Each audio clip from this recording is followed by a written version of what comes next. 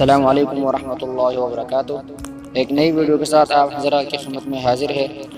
آج ہم ذکر کریں گے کہ روزہ کب فرض ہوا۔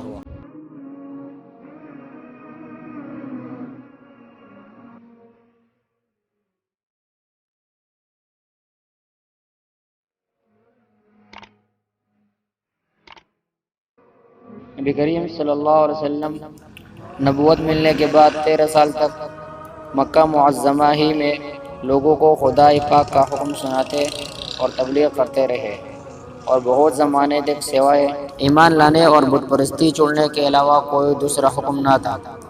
پھر آہستہ آہستہ اللہ تعالیٰ کے یہاں سے احکام آنے شروع ہوئے۔ اسلام کے ارکان میں سب سے پہلے نماز فرض ہوئی۔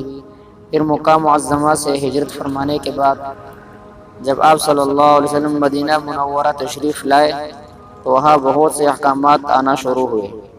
انہی میں سے ایک حکم روزے کا بھی تھا۔ روزے کی تکلیف چونکہ نفس پر شاق گزرتی ہے، اس لیے اس کو فرضیت میں تیسرا درجہ دیا گیا۔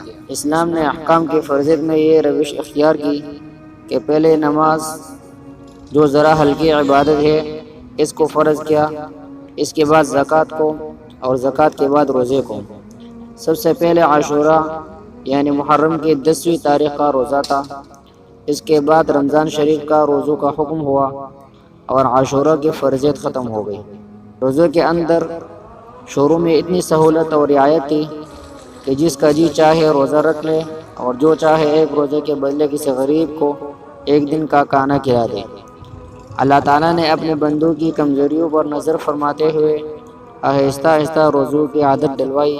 چنانچہ جب کچھ زمانہ گزر گیا اور لوگوں کو روزہ رکھنے کی عادت ہو گئی تو معذور اور بیمار لوگوں کے سوا باقی سب لوگوں کے حق میں یہ اختیار ختم کر دیا گیا، اور ہجرت سے 1.5 سال قبل 10 شعبان 2 ہجری کو